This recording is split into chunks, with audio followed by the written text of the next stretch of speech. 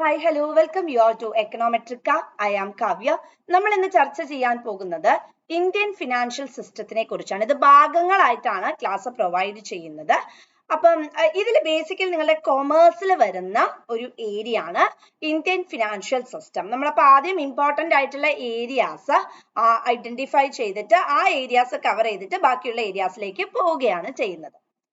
Financial system എന്ന് പറഞ്ഞാൽ നമുക്കറിയാം അല്ലെ, അതായത് ലെൻഡേഴ്സും ബോറോവേഴ്സും, അതായത് ഒരു മാർക്കറ്റ് സ്ട്രക്ചർ എടുത്ത് നോക്കി അവിടെ പൈസ ആവശ്യമുള്ളവരും കാണും, അതേപോലെ തന്നെ പൈസ കൊടുക്കാൻ സന്നദ്ധരായവരും കാണും അല്ലെ. അപ്പൊ അങ്ങനെ ലെൻഡേഴ്സും ബോറോവേഴ്സും തമ്മിലുള്ള ഒരു സിങ്ക്രണൈസേഷൻ ആണ് ശരിക്കും എവിടെ കണ്ടക്ട് ചെയ്യുന്നത്? നമ്മുടെ ഫിനാൻഷ്യൽ മാർക്കറ്റിൽ കണ്ടക്ട് ചെയ്യുന്നത്. ഫിനാൻഷ്യൽ മാർക്കറ്റ് എന്ന് പറയുമ്പോൾ അവിടെ ഒരുപാട് വ്യക്തികളുണ്ട്.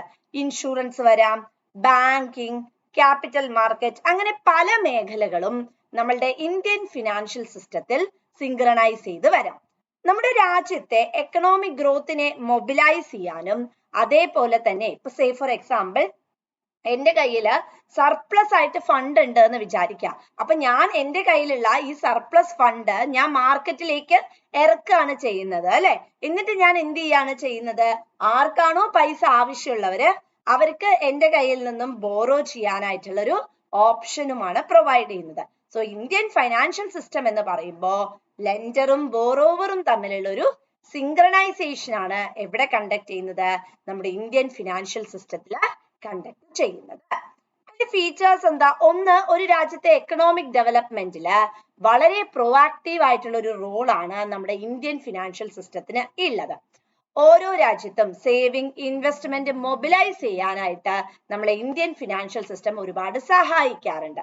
അതേപോലെ സേവേഴ്സ് ആൻഡ് ഇൻവെസ്റ്റേഴ്സ്, ആർക്കാണോ പൈസ നിക്ഷേപിക്കാനായിട്ട് ആഗ്രഹമുള്ളത്, ആർക്കാണോ പൈസ ബോറോ ചെയ്യാനായിട്ട് ആഗ്രഹമുള്ളത്, അവരെ തമ്മിൽ സിങ്ക്രണൈസ് ചെയ്യാനായിട്ട് ഇന്ത്യൻ ഫിനാൻഷ്യൽ സിസ്റ്റം നമ്മളെ സഹായിക്കുന്നുണ്ട്. ഒരു രാജ്യത്തെ ക്യാപിറ്റൽ ഫോർമേഷന് ഏറ്റവും കൂടുതൽ സഹായിക്കുന്ന ഒന്നാണ് നമ്മുടെ ഇന്ത്യൻ ഫൈനാൻഷ്യൽ സിസ്റ്റം എന്ന് പറയുന്നത്. ഫൈനാൻഷ്യൽ ഏരിയ വരുന്ന സമയത്ത് പലതരത്തിലുള്ള റിസ്കി എൻവിറോൺമെന്റ്സ് വരാനുള്ള സാധ്യതയുണ്ട് അല്ലെ. അപ്പൊ ഇന്ത്യൻ ഫൈനാൻഷ്യൽ സിസ്റ്റം ബേസിക്കലി എന്തിനാ നമുക്ക് സഹായിക്കുന്നത്? റിസ്ക് കൃത്യമായി അലോക്കേറ്റ് ചെയ്യാനും അത് റെഡ്യൂസ് ചെയ്യാനും ഒക്കെയുള്ള ഒരു ഓപ്ഷൻ അവർ നമുക്ക് പ്രൊവൈഡ് ചെയ്ത് തരുന്നുണ്ട്. അത് കൂടാതെ നമ്മുടെ ഫിനാൻഷ്യൽ മാർക്കറ്റിനെ ഒന്നുകൂടെ ടൈറ്റൻ ചെയ്യാനും സ്ട്രെങ്തൻ ചെയ്യാനും എന്ത് നമ്മളെ സഹായിക്കുന്നുണ്ട്? ഇത്തരത്തിലുള്ള ക്രോഡീകരിച്ചിട്ടുള്ള ഇന്ത്യൻ ഫിനാൻഷ്യൽ സിസ്റ്റം മെക്കാനിസം നമ്മളെ സഹായിക്കാറുണ്ട്. ഇന്ത്യൻ ഫിനാൻഷ്യൽ സിസ്റ്റത്തിനെ നമുക്ക് നാലായി വേർതിരിക്കാം. Financial institution, financial market, financial instruments or assets or securities, financial services. ഇങ്ങനെ നാലായിട്ടാണ് നമുക്ക് ഇന്ത്യൻ ഫിനാൻഷ്യൽ സിസ്റ്റത്തിനെ ക്ലാസിഫൈ ചെയ്യാനായിട്ട് സാധ്യമാകുന്നത്. ഫൈനാൻഷ്യൽ ഇൻസ്റ്റിറ്റ്യൂഷൻസ് എന്ന് പറഞ്ഞാൽ അവയെ നമ്മൾ ഇന്റർമീഡിയേറ്ററീസ് എന്നാണ് പറയുന്നത്. അതായത് ബോറോവേഴ്സും ലെൻഡേഴ്സും തമ്മിലുള്ള ഒരു സിങ്ക്രണൈസേഷൻ പ്രൊവൈഡ് ചെയ്യുന്ന ഇന്റർമീഡിയേറ്ററീസ് ആയിട്ടാണ് നമ്മൾ ഫൈനാൻഷ്യൽ ഇൻസ്റ്റിറ്റ്യൂഷൻസിനെ പറയുന്നത്. സർപ്ലസ് ആയിട്ടുള്ള ഫണ്ട് മൊബിലൈസ് ചെയ്യുകയും കൃത്യമായി പ്രൊഡക്റ്റീവ് ആക്ടിവിറ്റീസിലേക്ക് യൂസ് ചെയ്യാനും ഇത്തരത്തിലുള്ള ഫൈനാൻഷ്യൽ ഇൻസ്റ്റിറ്റ്യൂഷൻസ് നമ്മളെ സഹായിക്കാറുണ്ട്.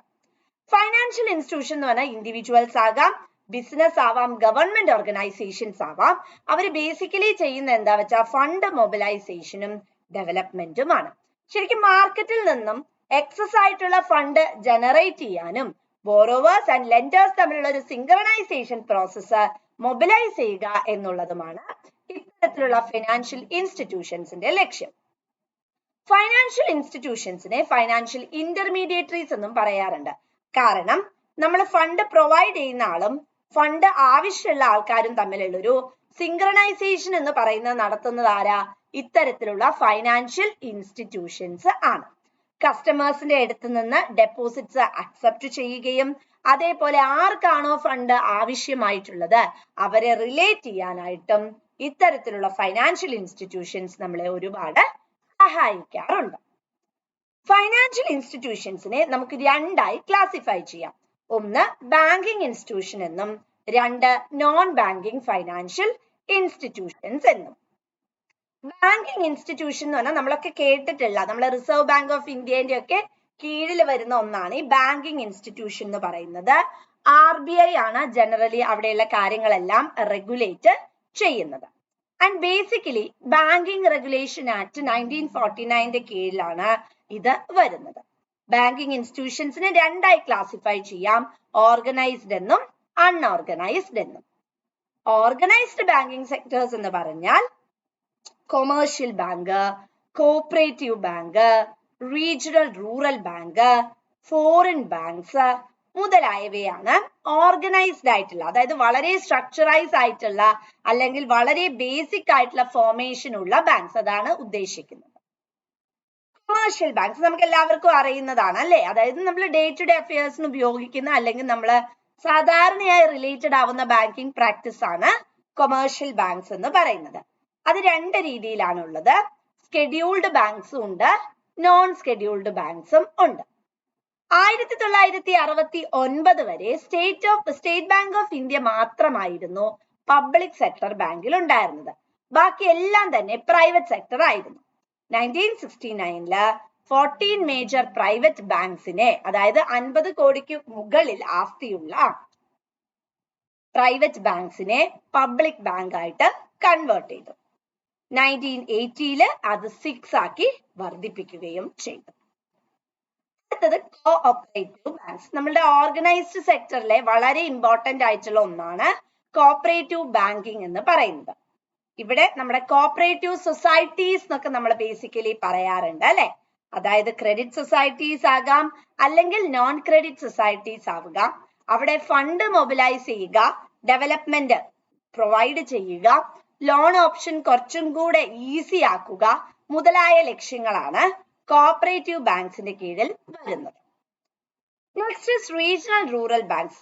റൂറൽ ഏരിയയെ ടാർഗറ്റ് ചെയ്തുകൊണ്ട്, ഇപ്പൊ നബാർഡ് ഒക്കെ പോലെയുള്ള ബാങ്കുകളെ പറ്റി കേട്ടിട്ടുണ്ടാവുമല്ലോ, അതേപോലെ റൂറൽ ഏരിയയിൽ നമ്മുടെ സ്റ്റേറ്റ് ഗവൺമെന്റ് സ്പോൺസറിങ്ങോട് കൂടി അല്ലെങ്കിൽ സ്റ്റേറ്റ് ഗവൺമെന്റിന്റെ ഫോർമേഷൻ കൊമേഴ്ഷ്യൽ ബാങ്കിന്റെ സ്പോൺസറിങ്ങോട് കൂടി ഒറിജിനേറ്റ് ചെയ്യുന്ന ബാങ്കാണ് regional rural bank. Small farmers, small entrepreneurs ഇവർക്കൊക്കെ ക്രെഡിറ്റ് ഫെസിലിറ്റി ഓഫർ ചെയ്യുക എന്നുള്ളതാണ് ഇതിന്റെ ലക്ഷ്യം. എസ്പെഷ്യലി വീക്കർ സെക്ഷനെയാണ് ഇവര് ടാർഗറ്റ് ചെയ്യുന്നത്. 2002 അവസാനത്തോടു കൂടി 196 റീജിയണൽ റൂറൽ ബാങ്കും 1981 107ഉം 1975 അത് 6ഉമായിരുന്നു ഉണ്ടായിരുന്നത്. അതായത് റൂറൽ ഏരിയനെ ഒന്ന് പ്രൊട്ടക്ട് ചെയ്യുക എന്നുള്ളതായിരുന്നു റീജിയണൽ റൂറൽ ബാങ്കിന്റെ ലക്ഷ്യം. അടുത്തത് ഫോറിൻ ബാങ്ക്സ്. ഫോറിൻ ബാങ്ക്സ് എന്ന് പറഞ്ഞാൽ ബ്രിട്ടീഷുകാരുടെ സമയം മുതലേ ഉണ്ട് ഫോറിൻ ബാങ്ക്സ്. അവിടെ എന്താ വെച്ചാൽ അവരുടെ മെയിൻ ബാങ്ക് എന്ന് പറയുന്നത് നമ്മുടെ ഹോം കൺട്രിയിലായിരിക്കും, അവരുടെ ഹോം കൺട്രി ഏതാണോ അവിടെ ആയിരിക്കും. എന്നാൽ അവരുടെ ബ്രാഞ്ചസ് എന്ന് പറയുന്നത് എവിടെയായിരിക്കും? വിദേശ രാജ്യങ്ങളിൽ ആയിരിക്കും. സിറ്റി ബാങ്ക്, അതുപോലെ ബാങ്ക് ഓഫ് സെയ്ലോൺ, ഇതൊക്കെ ഇതിന്റെ ബെസ്റ്റ് എക്സാമ്പിൾസ് ആണ്. നമ്മൾ ഇന്ന് ഡിസ്കസ് ചെയ്തത് വളരെ വളരെ ഇമ്പോർട്ടന്റ് ആയിട്ടുള്ള കുറച്ച് കാര്യങ്ങളാണ്. നമുക്കറിയാം ഇന്ത്യൻ ഫിനാൻഷ്യൽ സിസ്റ്റം എന്ന് പറഞ്ഞിട്ടുണ്ടെങ്കിൽ ലെൻഡറും ബോറോവറും തമ്മിലുള്ള ഒരു സിങ്ക്രണൈസേഷൻ ആണ് ഇന്ത്യൻ ഫൈനാൻഷ്യൽ സിസ്റ്റത്തിൽ നടക്കുന്നത്. Financial institution, financial market, financial instruments and financial services ആണ് ഈ മേഖലയിൽ വരുന്നത്. ബാങ്കിങ്ങും ഉണ്ട്, നോൺ ബാങ്കിങ്ങും ഉണ്ട്. ബാങ്കിങ്ങിന്റെ കീഴിൽ ഓർഗനൈസ്ഡും അൺഓർഗനൈസ്ഡും ഉണ്ട്. നമ്മൾ ഇന്ന് ഓർഗനൈസ്ഡ് ആണ് പഠിച്ചത്. Commercial banks, cooperative banks, regional rural bank, foreign bank, ഇത്രയുമാണ് വരുന്നത്. എല്ലാവർക്കും വ്യക്തമാണെന്ന് പ്രതീക്ഷിക്കുന്നു. നന്ദി.